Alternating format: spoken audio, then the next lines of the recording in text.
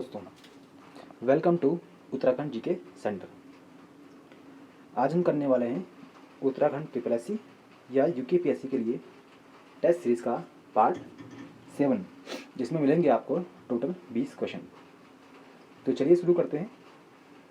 पहला क्वेश्चन है, सीरा राज्य में शिव मंदिर की स्थापना किसने की थी?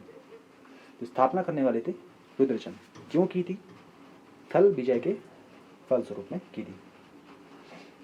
आपको याद देखना है कि यह थल जो जगह है वो कहाँ पर स्थित है। अब आगे है, भारती चंद के उत्तराधिकारी कौन थे? भारती चंद के उत्तराधिकारी थे रत्नचंद। उनके पुत्र थे। 1477 में ये गद्दी पर बैठे थे।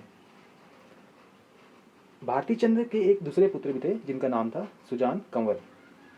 इनका उल्लेख हमें कहाँ से मिलता है? तो वह मिलता है खेती खान ताम्रपत्र से। अगले जो आए वे थे कीर्तिचंद। ये गद्दी पर कब बैठे थे? ये बैठे थे 1488 में। कीर्तिचंद ने अपने शासनकाल में गढ़वाल के एक राजा को पराजित किया था। उनका नाम था अजयपाल। कब किया था? वह किया था 1492 में। तो ये प्रथम राजा थे, चंद राजा, जिन्होंने गढ़वाल पे आक्रमण किया था। और किसके विरुद्ध किया था? तो वह किया था अजयपाल। अजयपाल परमार वंशीय थे जिन्होंने गढ़वाल का एकीकरण किया था। इनके बारे में हम लोग पढ़ेंगे आगे। चंदों की राजधानी चंपावत से अल्मोड़ा किसने स्थानांतरित की थी? तो वह करने वाला था भीष्मचंद।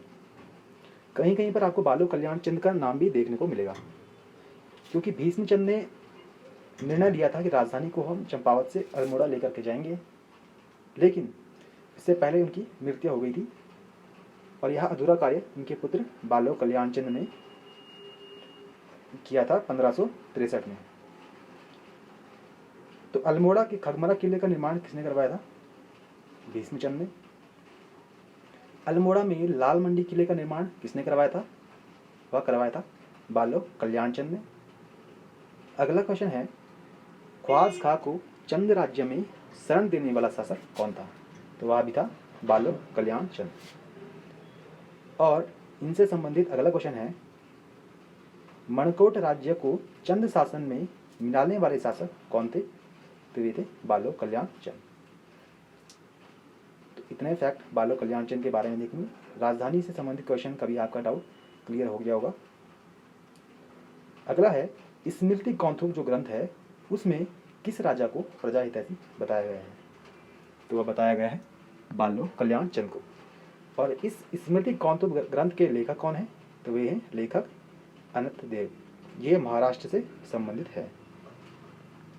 अगला क्वेश्चन देखते हैं,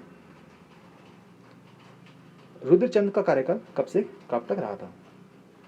बालो कल्याण चंद के बाद रुद्रचंद उनके उत्तराधिकारी बने थे। उनका कार्यकाल 1565 से और 1597 तक रहा था। ये अकबर के समकालीन थे और इन्होंने 1587 में अकबर की अधीनता भी स्वीकार कर ली थी। क्यों की थी?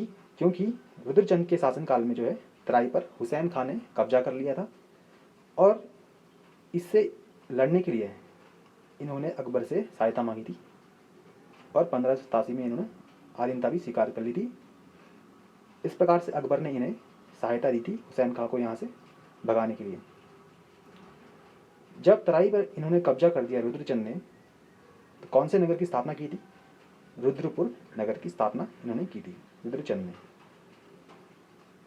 अगला क्वेश्चन है, रुद्रचंद को अन्य किन नामों से भी जाना जाता है?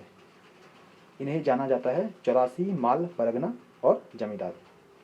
जब ये अकबर के दरबार में भेंट लेकर के गए थे और इन्होंने अधीनता भी स्वीकार कर ली थी, तो अकबर ने इन्हें 84 माल परगना की उपाधि दी थी और इन्हें स्थानीय लोग इन्हें जमींदार कहकर भी पुकारते थे। अल्मोड़ा में मल्ला महल का निर्माण किसने करवाया था? तो मल्ला महल का निर्माण करवाने वाले थे रुद्रचंद। गढ़वाल के सरवरा ब्राह्मणों की भांति कुमाऊं में चौथानी ब्राह्मणों की नियुक्ति किसने की थी? तो वह की थी रुद्रचंद ने। रुद्रचंद की एक बुक भी है, त्रैवर्णिक धर्म निर्णय, और एक और बुक है, आप नोट कर सकते हैं, ययाति चरित्रम।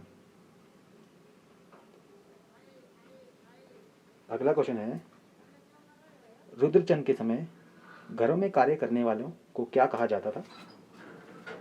तो वह कहा जाता था छयोड़े व छयोड़ियाँ।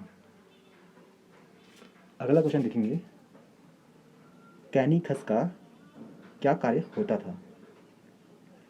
तो कैनी खस का कार्य होता था अनाज का छठा भाग गांव से वसूल करके राजधानी तक पहुंचाने का कार्य। यह सब कार्य होते थे कैनी खस के। और छयोड़ियाँ होती थी घरों में कार्य करने वाले वो कहते थे। रुद्रचंद के शासनकाल में पौड़ी 15 विश्व किसे कहा जाता था? तो यह कहा जाता था सामान्य जनता को। आज के लिए इतना ही क्वेश्चन है, मिलेंगे इसकी अगली सीरीज में। तब तक के लिए रिवाइज कीजिए। इससे पहले की क्वेश्चन आपको प्लेलिस्ट में मिल जाएगी, आप वहाँ से रिवाइज कर सकते हैं। तब तक के लिए धन्यवाद और चैनल को सब्सक्राइब भी कीजिए।